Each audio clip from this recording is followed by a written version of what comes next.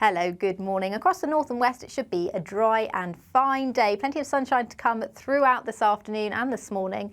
Across the south and east, though, we've got this weather front that's going to be sinking southwards through the day quite slowly. It's the legacy of yesterday's cloud and rain. That should clear away by this evening, and behind it we get left with this northeasterly wind that's going to be bringing quite a chilly feel to eastern coast throughout today and into Wednesday, and in fact into Thursday as well. But for the time being, we've got this weather front that's bringing that cloud and rain to southeastern areas. So it's quite a dull start across southeastern areas of England this morning. Elsewhere, though, there's more in the way of sunshine than we had yesterday, and it will be quite a dry and bright day, particularly for parts of Scotland, Northern Ireland and Northern England. And later on, that brighter weather will spread into parts of the Midlands, North Wales, perhaps the north coast of southwest England as well.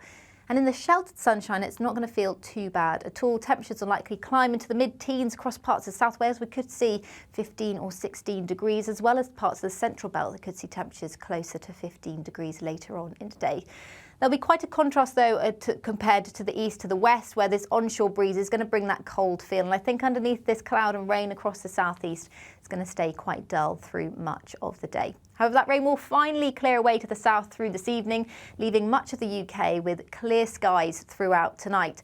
So with the lighter winds across western areas, that's where we'll likely see temperatures fall away quite quickly. So it's going to be a colder night tonight than last night. However, across the east, where this onshore breeze continues to bring cloud, perhaps the odd shower through tonight, temperatures will hold up, not a little bit higher.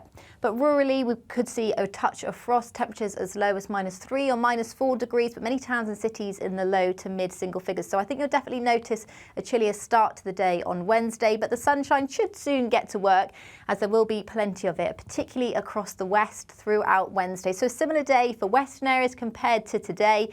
However, in the east, we've got a bit more of that onshore breeze, that northeasterly wind, and that's going to bring a bit more cloud, particularly to part eastern areas of England. We could see a few showers, and some of those showers could spread into parts of South Wales, perhaps into parts of Dorset as well later on in the day.